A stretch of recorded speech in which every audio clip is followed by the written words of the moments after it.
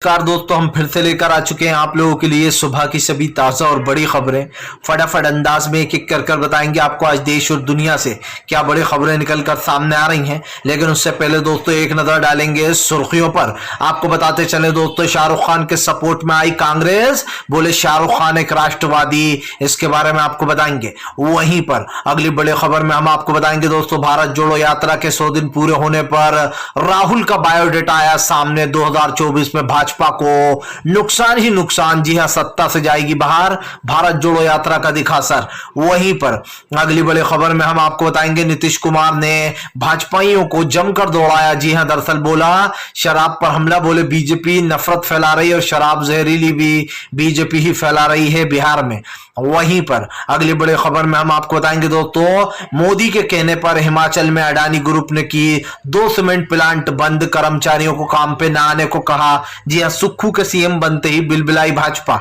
वहीं पर अगली बड़ी खबर में हम आपको बताएंगे दोस्तों, जम्मू में टारगेट किलिंग पर महबूबा मुफ्ती का मोदी सरकार पर फिर से हमला, बोले लगातार जम्मू में हो रही टारगेट किलिंग, सरकार चुपचाप। वहीं पर तवांग झड़प के ऊपर दोस्तों फिर से एक बार मल्लिकार्जुन खड़गे का बीजेपी के ऊपर हमला, बोले देश की सुरक्षा के मुद्दे पर बातचीत क्यों नहीं, सरकार दे जवाब। वहीं पर अगली बड़ी खबर में हम आपको बताएंगे दोस्तों, मध्य प्रदेश में, जी दरअसल आपको बताते चले, मध्य प्रदेश में राहुल गांधी की यात्रा का दिखा था असर, इस बार पलटेगी सत्ता। जी बड़ी खबर निकल कर आई है, इसके बारे में बताएंगे। वहीं पर कन्हैया कुमार ने 100 दिन पूरे होने पर लोगों को दी बधाई, बोले नफरत छोड़ो, देश को प्यार से जोड़ो, हिंदू मुस्लिम सिख ईसाई सब आपस में भाई भाई।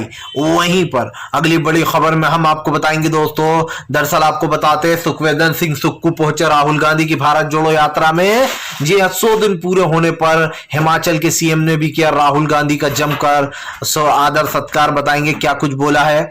तो सारी खबरें दोस्तों फटाफट अंदाज में देंगे, एक एक कर देंगे। फिलहाल चलिए बढ़ते हैं सबसे पहली और सबसे बड़े खबर की ओर। दरअसल दोस्तों आपको बता दें, महबूबा मुफ्ती का बीजेपी के ऊपर बड़ा हमला, बोले फिलहाल लगातार हो रही जम्मू में टारगेट किलिंग, सरकार चुप क्यों। दरअसल आपको बता दें दोस्तों, फिर से 2 लोगों की जम्मू कश्मीर में जान चली गई है, जिसको लेकर अब फारूक अब्दुल्ला और महबूबा मुफ्ती ने बीजेपी को घेर लिया। आपको बता दें, धारा 370 हटाने के बाद से बीजेपी ये बड़े बड़े दावे करती रही कि सब लोग सुरक्षित हैं, हम जम्मू कश्मीर में फिर से एक बार पंडितों को बसाएंगे। लेकिन आपको बताते चले दोस्तों, लगातार फिर से टारगेट किलिंग हुई है और आपको बता दें 2 लोगों की जान चली गई है। दरअसल जम्मू में फिर से एक बार टारगेट किलिंग हुई और 2 लोगों को गोली मार दी गई है। आपको बताते चले, ये इलाका रजौरी है, रजौरी में जो है 2 लोगों को गोली मारकर लोग फरार हो गए। हालांकि सर्च अभियान शुरू है, लेकिन आपको बता दें फिर से एक बार सरकार घेरे में आ गई है। आप भी जानते हैं दोस्तों कि किस तरीके से मोदी सरकार ने 370 हटाने के बाद बड़े बड़े दावे किए थे कि अब जम्मू कश्मीर में फिर से पंडित बसा दिए जाएंगे। दोस्तों बसाना और उनकी सेफ्टी की जिम्मेदारी लेना 2 अलग अलग मुद्दे हैं। भारतीय जनता पार्टी दोस्तों लगातार टारगेट किलिंग करवा रही है, आप समझिए, मतलब राज्य में हो रही है। और किस तरीके से हो रही है दोस्तों, बीजेपी की वजह से। बीजेपी ने ना सिर्फ, आप समझिए, जब से कश्मीर फाइल्स आई है दोस्तों, उसके बाद से जम्मू और कश्मीर में टारगेट किलिंग और भी बढ़ गई। मैं आपको बताते चले, इसके ऊपर ओवैसी ने भी कहा था कि फिलहाल जब जम्मू और कश्मीर आई थी, उसके बाद से वहां पर जम्मू कश्मीर में टारगेट किलिंग बढ़ गई थी। विशेषज्ञों ने भी बताया था कि हाँ ये बात सच है। जब से वो फिल्म आई थी विवेक अग्निहोत्री की दोस्तों, जिसमें कश्मीरी पंडितों का एक तरफा बताया गया, तब से और भी ज्यादा टारगेट किलिंग हो रही है। आपको बता दें, अब 2 लोगों की मौत का जिम्मेदार कौन है, क्या बीजेपी इस जिम्मेदारी को अपने सर पर लेगी, नहीं लेगी। चलिए बढ़ते हैं एक और अगली बिग ब्रेकिंग की तरफ। बता दोस्तों, अगली जो बड़ी खबर निकल कर आ रही है, ओवैसी का बीजेपी के ऊपर बड़ा हमला, बोले देश की सुरक्षा के साथ खेल रही है बीजेपी, अंजाम अच्छा नहीं होगा देश के लिए। आपको बताते चले, असदुद्दीन ओवैसी ने बीजेपी को घेरते हुए कहा कि फिलहाल प्रधानमंत्री नरेंद्र मोदी देश की सुरक्षा से खेल रहा है। आपको बता दें, ओवैसी ने बीजेपी के ऊपर हमला बोलते हुए कहा कि भारतीय जनता पार्टी देश में, अगर खास करके चीन कुछ भी करता है हमारी सीमाओं पर, तो उसकी जानकारी नहीं देती। ओवैसी ने कहा कि बीजेपी के हर मुद्दे से भागने की कोशिश करती है, उसके लिए महंगाई, गरीबी, बेरोजगारी जैसे कोई मुद्दा नहीं है। वैसे ही चीन के घुसपैठ भी उसके लिए कोई बड़ी डील नहीं है। ओवैसी ने कहा कि प्रधानमंत्री नरेंद्र मोदी सच्चाई सुनना और सच्चाई बोलना दोनों पसंद नहीं करते। असदुद्दीन ओवैसी ने कहा कि अगर है दम तो प्रधानमंत्री चीन को खुली चेतावनी देकर बताएं, वो चीन से खुला बोलकर बताएं कि अगर हमारी सीमा में घुसा तो इसका अंजाम अच्छा नहीं होगा, दौड़ा दौड़ा कर मारेंगे। आपको बता दें ओवैसी के ने इससे पहले भी दोस्तों प्रधानमंत्री पर बयान दिया था। असदुद्दीन ओवैसी ने प्रधानमंत्री को कायर बताते हुए कहा था कि वो एक नंबर के कायर हैं जो कि चीन को जवाब देने से डरते हैं। आपको बताते चलें ओवैसी आए दिन बीजेपी को लगातार घेर रहा है। दरअसल चीन वाले मुद्दा हुआ 9 तारीख को था, लेकिन जानकारी 12 तारीख को चली। वो भी 12 तारीख को इसलिए मिली क्योंकि दोस्तों इससे पहले कोई ने भी ये जानकारी देना नहीं चाहता था, लेकिन जब वीडियो वायरल हुए सोशल मीडिया पर तब पता चला कि वहां पर ये सब कुछ हुआ था न्यूज में आने के बाद। आपको बताते चले तवांग में झड़प के बाद और लगातार हमारी सीमा में चीनी फौजी घुस रहा है, जिसको लेकर कहीं ना कहीं देश में एक अलग तरीके का माहौल चल रहा है। ऐसे में ओवैसी ने सरकार से साफ साफ सवाल का जवाब मांगा है। ओवैसी ने यहां तक कह दिया कि मोदी सरकार जो है वो कुछ नहीं बोलने वाली, क्योंकि देश की सुरक्षा के साथ बीजेपी खिलवाड़ कर रही है। चलिए बढ़ते हैं एक और अगली बिग ब्रेकिंग की तरफ। बता दो तो राहुल गांधी की भारत जोड़ो यात्रा के 100 दिन पूरे होने पर मनाया गया राजस्थान में जबरदस्त जश्न। जी हां, आपको बता दें 2 किलोमीटर दूर तक राहुल गांधी के लिए बच्चों ने बिछाए स्वागत के लिए राजस्थान में फूल। दरअसल आपको बता दें राहुल गांधी की भारत जोड़ो यात्रा के 100 दिन पूरे हो गए। 100 दिन पूरे होने के साथ साथ राहुल गांधी को जनता का प्यार और सपोर्ट काफी मिल रहा है। आपको बता दें जनता का प्यार और सपोर्ट मिलने के बाद राहुल गांधी काफी गदगद दिखाई दे रहा है। राहुल गांधी की बढ़ती पॉपुलैरिटी दोस्तों इस बात का सबूत है कि 2024 में राहुल गांधी बीजेपी को सत्ता से उखाड़ फेंकेंगे। दरअसल 2024 के लिए कांग्रेस ने अपना प्लान ढूंढ लिया। वो एक तरीके से कांग्रेस एक तरीके से बीजेपी को सत्ता से बाहर करेगी। आपको बताते चले राहुल गांधी की जो छवि मीडिया ने बिगाड़ी थी बीजेपी के कहने पर, वो छवि राहुल गांधी ने महज 100 दिन में सुधार ली है। आपको बता दें अब राहुल गांधी एक अलग नेता के तौर पर जाने जाते हैं। जिस तरीके से मोदी सरकार ने मीडिया पर करोड़ों रुपए बर्बाद कर दिए राहुल गांधी की छवि बिगाड़ने को, इसको लेकर भी राहुल ने बात की। राहुल ने कहा कि फिलहाल ये 100 दिन यात्रा के नहीं हुए, बल्कि ये भाईचारे के वो दिन है जो लोग हमेशा याद रखेंगे। राहुल गांधी ने कहा कि आज देश में नफरत बढ़ रही थी, इस नफरत को खत्म करने का एक यही रास्ता था। राहुल ने बताया कि उनको भारत जोड़ो यात्रा की जरूरत क्यों पड़ी। राहुल ने कहा कि हमारी बात लोगों तक पहुंचती नहीं है, हम अगर मीडिया पर कुछ बोलते हैं तो उसको चलाया नहीं जाता है। राहुल ने कहा कि अगर संसद में कुछ बोलते हैं तो आवाज दबा दी जाती है। और ये सारी चीजें करने के बाद राहुल गांधी ने कहा कि हमारे पास सिर्फ एक ही रास्ता बचता था और वो ये था कि हम जनता से डायरेक्ट जुड़ जाएं, इसीलिए हमने ये रास्ते को चुना। राहुल गांधी ने कहा कि बीजेपी वाले कहते हैं आज भी भारत तोड़ो यात्रा। बीजेपी के लिए देश तोड़ना बहुत आसान है, लेकिन हमारे लिए देश को जोड़ना ही सबसे बड़ा योगदान है। आपको बता दें राहुल गांधी ने कहा कि देश में आज भाईचारे की कमी है और ये यात्रा कहीं ना कहीं लोगों को भाईचारा फिर से याद दिलाएगी। राहुल गांधी ने कहा कि 100 दिन पूरे होने पर मैं उन तमाम कार्यकर्ताओं को बधाई देना चाहता हूं जो हमारे साथ कदम से कदम मिलाकर चले। आपको बता दें दोस्तों 100 दिन पूरे होने पर काफी गदगद दिखाई दे रही कांग्रेस। दरअसल एक आंकड़ा भी सामने आया है, उसमें पता लगा है कि 2024 में बीजेपी के लिए भारत जोड़ो यात्रा मुसीबत का सबब बनेगी। राहुल गांधी की ये भारत जोड़ो यात्रा की बढ़ती पॉपुलैरिटी बीजेपी को ले डूबेगी। आपको बताते चले राहुल गांधी की इस यात्रा से काफी मायने भी निकाले जा रहे हैं, क्योंकि जाहिर सी बात है दोस्तों राहुल गांधी इधर यात्रा कर रहे थे, उधर सुखविंदर सुक्खू हिमाचल जीत गए। सिंपल सी बात यह है कि राहुल गांधी को एक बड़ा बदलाव की तरफ लोग देख रहे हैं। राहुल गांधी से लोगों को उम्मीदें हैं। देखिए दोस्तों ऐसी उम्मीदें 2013 में बीजेपी से की थी लोगों ने। लोगों को लगा था कि बीजेपी काम अच्छा करेगी, जबकि कांग्रेस बहुत अच्छा कर रही थी। लेकिन उसके बाद भी कुछ लोगों को दोस्तों उंगली थी, उन्होंने सोचा कि कांग्रेस को हटाकर बीजेपी लाएंगे, वो अच्छा काम करेगी और अच्छा काम करेगी। और अच्छा तो छोड़िए, बीजेपी ने वो सब कुछ भी बर्बाद कर दिया जो कांग्रेस ने 50 साल में खड़ा किया था। आज वही लोग काफी दुखी होते हैं कि हमने बीजेपी को क्यों सपोर्ट किया, हमने क्यों ऐसी न्यूज़ें चलाई जिससे कांग्रेस सत्ता से चली जाए।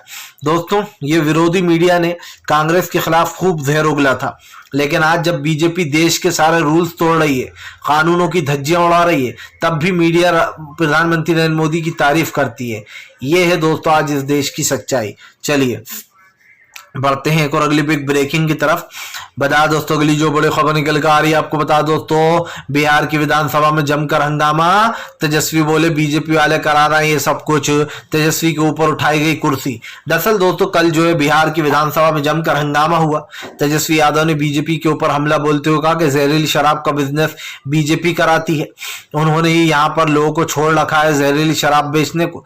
वहीं दूसरी तरफ तेजस्वी ने यह भी कहा कि जब बिहार में बीजेपी की सरकार थी तब भी तो शराब बिकती थी, तब भी जहरीली शराब से लोगों की मौत हो रही थी, लेकिन हमारे गठबंधन होने के बाद बीजेपी बिलबिला रही है। आपको बता दें तेजस्वी ने कहा कि बीजेपी को हजम नहीं हो रहा, बिहार में महागठबंधन की सरकार चल रही है। तेजस्वी यादव ने कहा कि जहां जहां बीजेपी जिन जिन राज्यों में सरकार है वहां वहां अपराधों का बोलबाला है। तेजस्वी ने कहा कि बीजेपी की जितनी भी जगह सरकार है वहां पर अपराध को बढ़ावा दिया जाता है। आपको बताते चलें तेजस्वी के इस बयान के बाद भारतीय जनता पार्टी सक पका गई है। इस बात को दोस्तों झुटलाया भी नहीं जा सकता है कि बीजेपी समझ नहीं पा रही है अब वो क्या करे, क्योंकि जाहिर सी बात है जिन चीजों को दोस्तों कहीं ना कहीं भारतीय जनता पार्टी मिटाने की कोशिश कर रही थी उन चीजों में बीजेपी और उलझती जा रही है। और इससे पहले भी मैंने आपको कहा है दोस्तों कि फिलहाल देश की परिस्थितियां खराब हो चुकी हैं, देश में माहौल एक अलग पैमाने पर जा रहा है। सबसे बड़ी बात यह दोस्तों कि अगर कोई आपसे कुछ उम्मीद रखता है तो उस उम्मीद पर आपको खरा उतरना चाहिए, लेकिन बीजेपी ने सत्ता में आने के बाद दोस्तों इन सब चीजों का उल्लंघन किया। बिहार में आज गठबंधन की सरकार चल रही है तो बीजेपी को नकली शराब याद आ रही है, लेकिन जब नीतीश के साथ दोस्तों खुद की सरकार थी तब इससे भी ज्यादा नकली शराब से लोगों की मौतें हो रही थी, तब बीजेपी दोस्तों वर्कआउट कर जाती थी। इससे साफ दिखाई देता है कि खुद की सरकार होती है तो राज्य में कुछ भी हो सब चलेगा, लेकिन दोस्तों जब दूसरे की सरकार आ जाती है तो बीजेपी को इंसानियत याद आ जाती है, लोगों की मौतें याद आ जाती हैं। तब कहां गई थी बीजेपी की सरकार जब अभी हाल ही में मध्य प्रदेश में जहरीली शराब पीने से दोस्तों 50 से भी ज्यादा लोगों की मौतें हो गई थी। तब कहां गई थी बीजेपी जब गुजरात में अभी जहरीली शराब से लगभग 40 से भी ऊपर लोगों की मौतें हो गई थी। और दोस्तों आप समझिए गुजरात में तो आए दिन ये होता है, गुजरात को ले लीजिए आप, वहां पर तो बकायदा मुझे अच्छे से याद नहीं आ रहा, हाँ वहां पर इस चीज को ड्रग्स इतनी ड्रग्स पकड़ी गई दोस्तों, लेकिन उसके बावजूद भी बीजेपी ने अडानी अंबानी ग्रुप पर कोई एक्शन नहीं लिया अडानी के, तो इसे कहते हैं दोहरा चरित्र। चलिए बढ़ते हैं एक और अगली बिग ब्रेकिंग की तरफ। बता दोस्तों अगली जो बड़ी खबर निकल कर आ रही है आपको बता दोस्तों, तवांग झड़प के ऊपर बढ़ के मल्लिकार्जुन खड़गे बीजेपी की लगाई जमकर बखिया उधेड़ी। दरअसल आपको बता दें दोस्तों लगातार जो है संसद में मल्लिकार्जुन खड़गे जो है वो तवांग का मुद्दा उठा रहा है। तवांग का मुद्दा उठाते हुए मल्लिकार्जुन खड़गे ने कहा कि क्या अब हम संसद में देश की सुरक्षा के बारे में भी बात नहीं कर सकते, आप लोगों ने देश की सुरक्षा के साथ खिलवाड़ किया। खड़गे ने बरसते हुए कहा स्पीकर पे कि आप हमें देश के मुद्दे से वंचित रखना चाहते हो, आप हमें देश के मुद्दे पर बोलने नहीं देना चाहते। दरअसल दोस्तों विधानसभा में 3 दिन से एक मुद्दा 4 दिन से गूंज रहा है, और वो मुद्दा क्या है दोस्तों, वो मुद्दा है कि भाई जो चीनी लोग लगातार हमारे देश की सीमाओं में घुसने की कोशिश कर रहे हैं तवांग में, उसको लेकर जमकर हंगामा हुआ। आपको बताते चले यहां पर सीधा दिखाई दे रहा है कि भारतीय जनता पार्टी इस मुद्दे पर स्पीकर को पहले ही बोल चुकी है किसी को बात मत करने देना। आपको बता दें इस मुद्दे पर खड़गे ने भड़कते हुए कहा कि ये देश की सुरक्षा के साथ खिलवाड़ है और आप देश की सुरक्षा के साथ खिलवाड़ करने दे रहे हो। मल्लिकार्जुन खड़गे ने कहा कि आजाद लोकतंत्र में सबको बोलने की आजादी है और हम चाहते हैं कि हम देश के मुद्दे पर आवाज उठाएं, लेकिन स्पीकर ने आपको बता दें उन्हें फिर बिठा दिया। जाहिर सी बात है दोस्तों, चाहे लोकसभा में ओम बिरला हो या राज्यसभा में स्पीकर साहब, दोनों ही दोस्तों बीजेपी के कहने पर चल रहा है, दोनों बीजेपी के प्रवक्ताओं की तरह काम करते हैं। ऐसा लगता ही नहीं है कि राज्यसभा और लोकसभा में स्पीकर बैठा है, ऐसा लगता है कि बीजेपी का कोई प्रवक्ता बैठा है जो कि प्रवचन दे रहा है। और ओम बिरला के तो क्या कहने, ये तो भाई साहब 2 कदम आगे ही हैं। अगर कोई विपक्ष जरा सी भी बात कर लेता है तो इनको बहुत मिर्ची लग जाती है कि आप डिस्कस बाहर करें। वाह भाई, मतलब खुद की सरकार दोस्तों कुछ भी करे सब ठीक है, पर विपक्ष को नहीं बोलने देना है फिलहाल। चलिए बढ़ते हैं एक और अगली बिग ब्रेकिंग की तरफ। बता दोस्तों अगली जो बड़ी खबर निकल कर आ रही है आपको बता दें, राजीव शुक्ला ने किया शाहरुख खान का समर्थन, बोले शाहरुख खान ने बिल्कुल सही कहा। आज सोशल मीडिया पर झूठ फैलाया जाता है, झूठ को बढ़ावा दिया जाता है, और सबसे बड़ी बात शाहरुख खान ने कहा कि हम पॉजिटिव हैं और पॉजिटिव रहेंगे, उस चीज का राजीव शुक्ला ने कर दिया समर्थन। राजीव शुक्ला ने कहा कि शाहरुख खान एक राष्ट्रभक्त है, उनका पूरा परिवार राष्ट्रभक्त था, ऐसे में शाहरुख शाहरुख खान के ऊपर उंगली उठाना अपने आप को ही एक तमाचा मारना है। आपको बता दें, राजीव शुक्ला ने कहा कि शाहरुख खान एक राष्ट्रभक्त है और वो वैसे ही परिवार से आते भी हैं। शाहरुख खान ने बिल्कुल सही कहा कि हमें पॉजिटिव रहना चाहिए। सोशल मीडिया पर नेगेटिविटी फैलाई जा रही है, झूठ फैलाया जा रहा है और जानबूझकर शाहरुख खान को टारगेट किया जा रहा है। आपको बता दें दोस्तों, सिर्फ ये आप क्या समझ रहे हैं, ये जो ऑरेंज बिकनी दीपिका ने पहनी है ये तो सिर्फ एक बहाना है। शाहरुख खान की पठान को जब से पठान बन रही है तब से ये अंधभक्त टारगेट कर रहा है। इन्होंने एक मुहिम छेड़कर रखी थी कि शाहरुख की पठान को फ्लॉप कराएंगे। आज मैं आपको लिख के देता हूं दोस्तों कि पठान सुपर हिट होगी। क्यों होगी? क्योंकि इन जैसे अंधभक्तों को मुंह तोड़ जवाब मिलेगा। और आप यकीन मानिए, पठान जब हिट होगी तो अंधभक्त अपना मुंह छुपाकर भाग जाएंगे। इनको ऐसा लगता है कि किसी भी फिल्म को टारगेट करो, खास कर जिसमें खान हो, उनको तो बहुत उससे टारगेट किया जाता है। और जिसमें शाहरुख खान हो दोस्तों, उस फिल्म को तो जबरदस्त तरीके टारगेट करते हैं लोग। क्योंकि सलमान तो फिर भी भाजपा के थोड़े उनके संबंध अच्छे, भाजपा के साथ सलमान के, मोदी के वो करीबी रह चुके हैं, इसलिए उनको इतना टारगेट नहीं किया जाता। लेकिन शाहरुख खान को तो भैया बहुत टारगेट किया जाता है, चाहे उनके बेटे हों चाहे शाहरुख खान हो। आए दिन शाहरुख खान को लेकर जो है हैशटैग चला दिए जाते हैं। लेकिन अंधभक्तों को मिर्ची लग रही है दोस्तों, क्योंकि शाहरुख खान ने पहली बार मुंहतोड़ जवाब दिया कि किस तरीके से ये लोग दोस्तों अराजकता फैला रहे हैं सोशल मीडिया पर। शाहरुख ने साफ कहा कि फिलहाल हम पॉजिटिव हैं और पॉजिटिव ही रहेंगे, चाहे ये लोग कितनी ही नेगेटिविटी फैला रहे हैं, लेकिन हम पॉजिटिव हैं और वो ही रहेंगे। क्योंकि दोस्तों वो रहना भी चाहिए। सोशल मीडिया पर आज दोस्तों आजकल कोई भी उठ कर आ जाता है। आजकल कोई भी 2-2 रुपए में ट्वीट करने लगता है, इस फिल्म को बायकॉट करो। आप बताइए, मध्य प्रदेश के डिप्टी सीएम नरोत्तम मिश्रा, ये पहला दोस्तों ऐसा डिप्टी सीएम देखा है मैंने जो हर मुद्दे में कूद आता है। आप समझिए, कोई भी अगर सोशल मीडिया पर कुछ ट्वीट करता है या हैशटैग चलाता है तो नरोत्तम मिश्रा सबसे पहला वो आदमी है दोस्तों जो कि हर फिल्म का विरोध करने को झंडा लेके खड़ा रहता है। नरोत्तम मिश्रा ने न सिर्फ दोस्तों इस मूवी को बायकॉट करने की बात की, बल्कि नरोत्तम मिश्रा कह रहा है अगर इस फिल्म को कुछ सीन नहीं काटे गए तो मैं जो है यहाँ पर इस फिल्म को लगने नहीं दूंगा मध्य प्रदेश में। आप समझिए, बीजेपी की गैंग एक्टिव हो चुकी है और बीजेपी की सुपारी गैंग ऐसे एक्टिव हुई है दोस्तों कि अब शाहरुख खान की फिल्म से इनको बहुत फायदा होने वाला है। इनको तो चाहिए रहता है, कभी 2 तलाक कानून चाहिए रहता है, कभी दोस्तों लव जिहाद पर आ जाते हैं, कभी शाहरुख खान की फिल्म पर आ जाते हैं, कभी जावेद अख्तर पर आ जाते हैं। मतलब जो इनको मुद्दा मिल जाए मुस्लिमों से जुड़ा हुआ, उस मुद्दे को उठा लो और उस मुद्दे को एक बड़ा मुद्दा बताओ और पूरी कम्युनिटी को जो है टारगेट करो। चलिए बढ़ते हैं एक और अगली बिग ब्रेकिंग की तरफ।